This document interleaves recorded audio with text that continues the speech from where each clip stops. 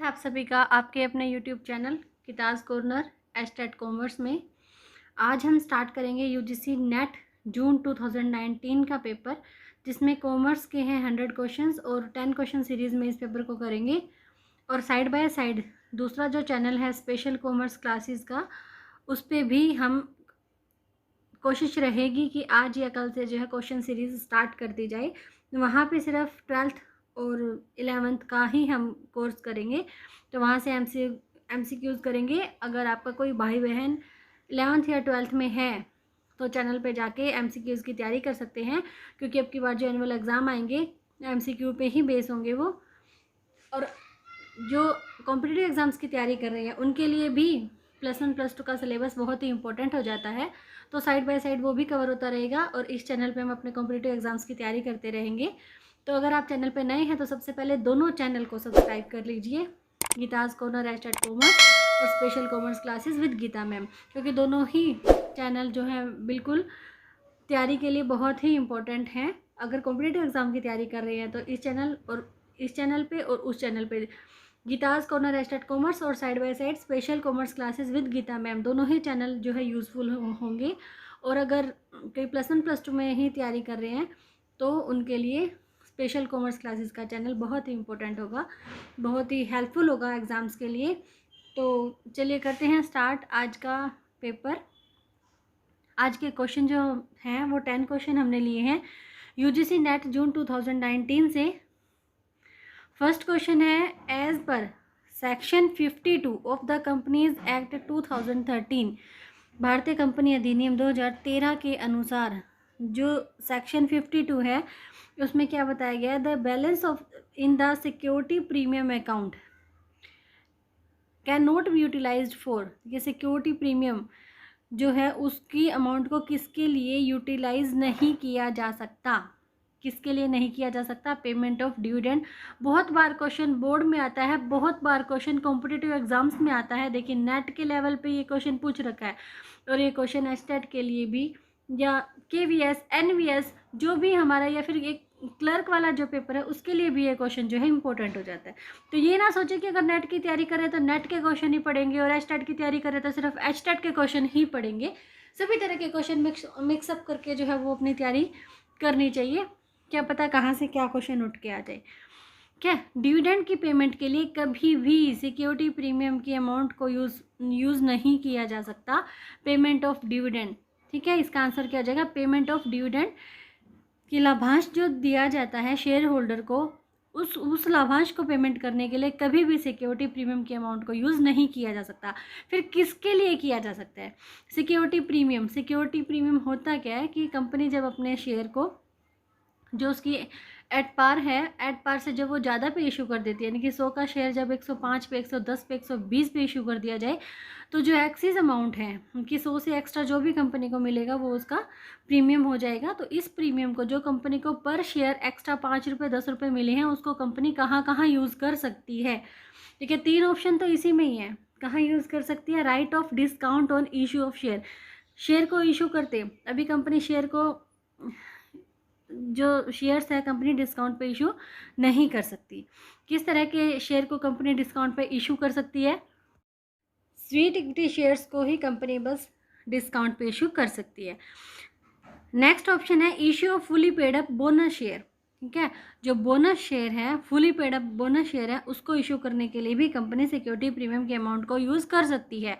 और capital losses जो है उनको भी राइट ऑफ करने के लिए कंपनी सिक्योरिटी प्रीमियम के अमाउंट को यूज़ कर सकती है। इसके अलावा और भी कई ऐसी चीज़ें हैं जहाँ पे कंपनी इस अमाउंट को यूज़ कर सकती है, प्रीमियम के अमाउंट को। फर्स्ट आ जाएगा right of preliminary expenses. Preliminary expenses यानी कि जो प्रारंभिक व्यय होते हैं उनको लिखित करने के लिए भी सिक्योरिटी प्रीमियम के अमाउंट को यूज़ किया जा सकता है। सेकंड ऑप्शन हमारे ऑप्शन में ही दिया गया था, लेकिन फुल एक्सप्लेनेशन क्या हो जाएगी कि राइट ऑफ एक्सपेंसेस, सिर्फ एक्सपेंसेस की ही बात की गई थी, डिस्काउंट की बात की गई थी, लेकिन साथ में क्या आ जाएंगे, एक्सपेंसेस भी, कमीशन भी और डिस्काउंट भी। कंपनी अपने शेयर या डिबेंचर को इशू करते टाइम जो भी डिस्काउंट देती है, कमीशन देती है या एक्सपेंसेस करती है, उन सभी को राइट ऑफ करने के लिए सिक्योरिटी प्रीमियम के अमाउंट को यूज़ किया जा सकता है।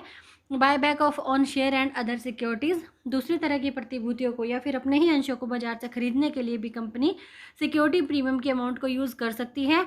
Right of premium on redemption of debenture और प्रेफरेंस शेयर, कंपनी जब डिबेंचर का या प्रेफरेंस शेयर को रिडीम्ड करेगी तो वहाँ पे जो प्रीमियम पे करेगी कंपनी, उसको राइट ऑफ करने के लिए भी कंपनी सिक्योरिटी प्रीमियम के अमाउंट को यूज़ कर सकती है।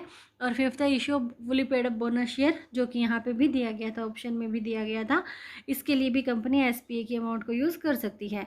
तो ये थे वो सारे ही पॉइंट जहाँ पे कंपनी अपने सिक्योरिटी प्रीमियम अमाउंट को यूज़ कर सकती है। क्वेश्चन क्या था कि कहाँ पे यूज़ नहीं कर सकती है, तो पेमेंट ऑफ डिविडेंड, यानी कि शेयर होल्डर को डिविडेंड पे आउट करने के लिए कंपनी कभी भी सिक्योरिटी प्रीमियम के अमाउंट को यूज़ नहीं कर सकती। चलते अपने नेक्स्ट क्वेश्चन की तरफ। नेक्स्ट क्वेश्चन में है match list 1 and list 2। Match it करना है लिस्ट 1 और लिस्ट 2। लिस्ट 1 में इंडियन अकाउंटिंग स्टैंडर्ड के नेम दिए गए हैं और लिस्ट 2 में बताया गया है कि भाई किस किस चीज़ के लिए है। सबसे पहला है इंडियन अकाउंटिंग स्टैंडर्ड 16 किसके लिए है? प्रॉपर्टी प्लांट एंड इक्विपमेंट्स के लिए। Accounting standard 16, Indian accounting standard 16 है प्रॉपर्टी प्लांट एंड इक्विपमेंट के लिए, पीपीई के लिए, प्रॉपर्टी प्लांट एंड इक्विपमेंट्स के लिए। इंडियन अकाउंटिंग स्टैंडर्ड 38 है इंटेंजिबल एसेट्स के लिए। ये कैसे याद करेंगे? देखिए 3 और 8 की फॉर्मेशन में क्या फ़र्क है, यहाँ 8 पूरा दिख रहा है और यहाँ 3 में इस साइड का हिस्सा जो है वो इंटेंजिबल है, दिख ही नहीं रहा है, तो इससे हम याद कर सकते हैं इसको intangible assets. Indian accounting standard है 38 इंटेंजिबल एसेट्स।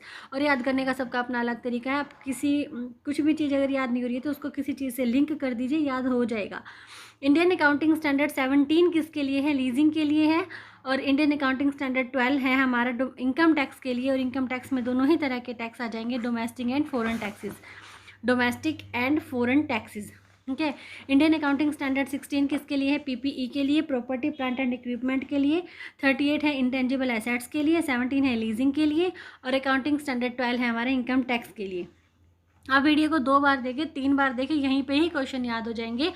और अगर वीडियो नहीं देख पा रहे हैं, इतना नेट की दिक्कत है, तो आप अपने नोट्स बना लीजिए, नोट्स से भी आपको अच्छे से क्वेश्चन जो है वो तैयार हो जाएंगे। और सिर्फ यूनिक की एस्टेट के लिए ही आप तैयार होगे, आप स्क्रीनिंग के लिए, आप नेट के लिए और हर कॉम्पिटिटिव एग्जाम के लिए आप तैयार पाओगे अपने आप को। नेक्स्ट है which of the following is the predecessor of the IRDA act 1999। अब देखिए ये क्वेश्चन कैसे आ सकता है, यहाँ पे इतने सारे एक्ट दिए गए हैं, साथ में उनका फॉर्मेशन ईयर भी दिया गया है।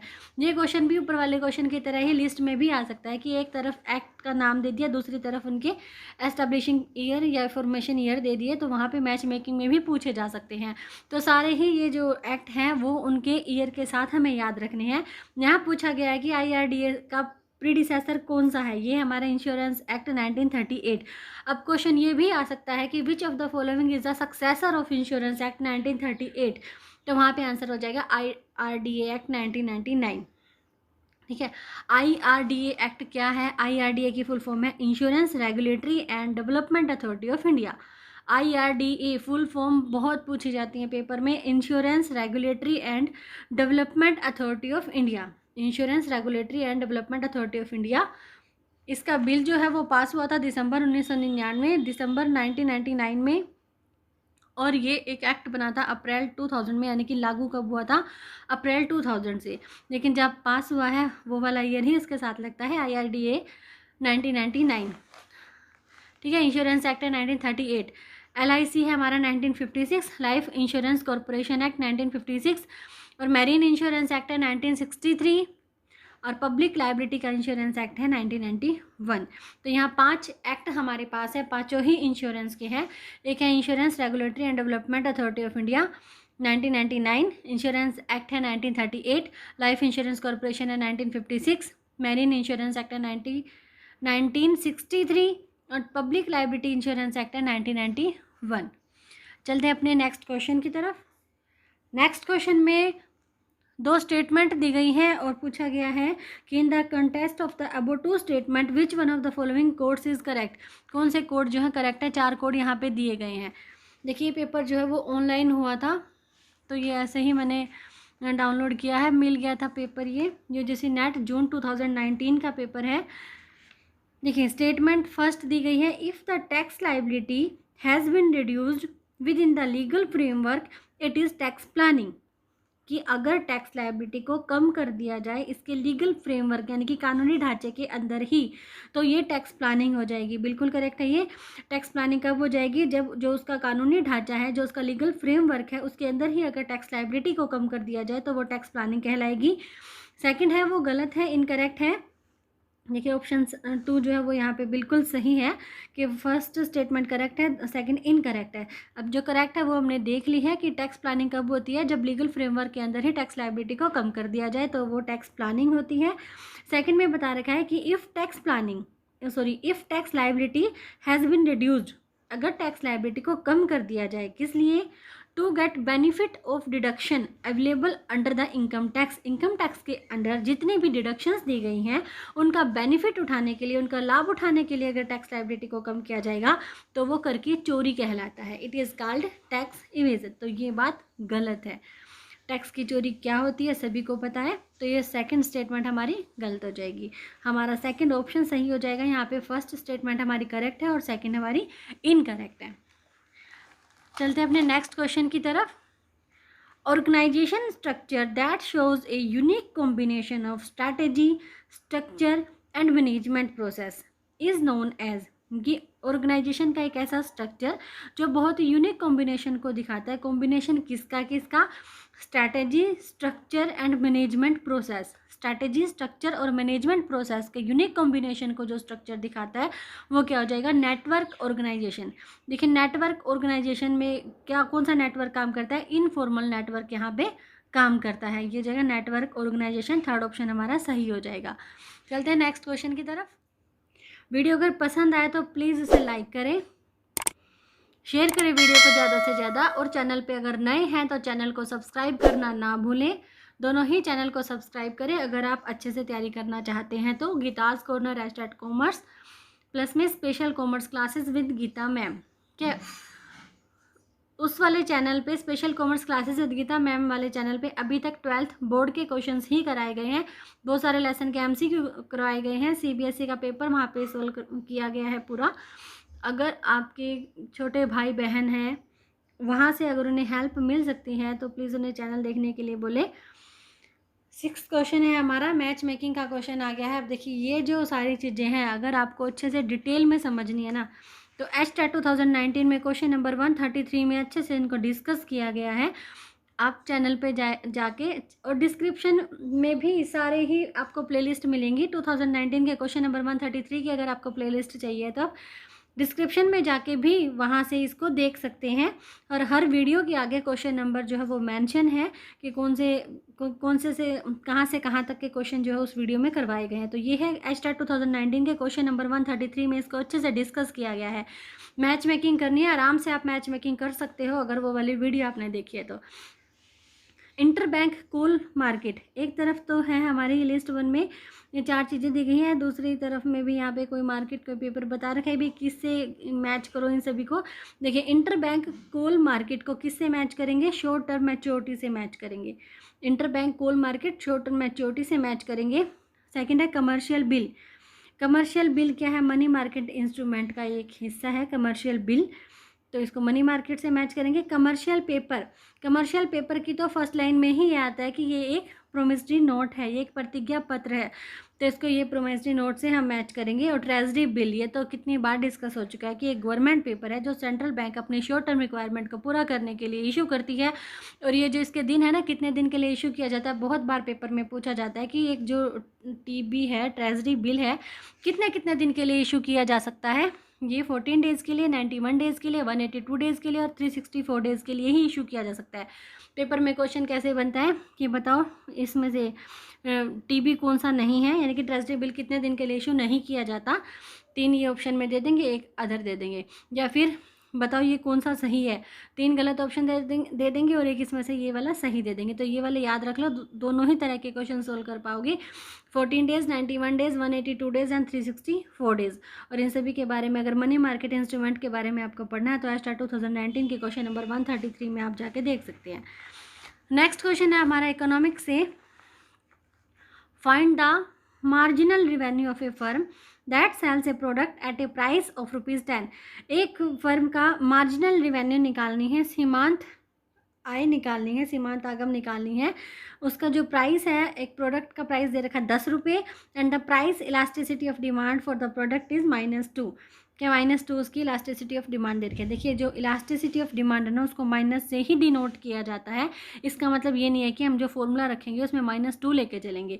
माइनस का साइन किस लिए होता है, क्योंकि प्राइस और डिमांड में जो है वो नेगेटिव रिलेशन होता है, इसीलिए इसके फॉर्मूले में भी माइनस वर्ड आता है। तो हमारे यहाँ फॉर्मूला काम करेगा, क्योंकि यहाँ पे इलास्टिसिटी गिवन है और AR गिवन है, MR हमें निकालनी है, तो फॉर्मूला रख देंगे। इलास्टिसिटी है 2, AR है 10 divided by AR 10 minus MR।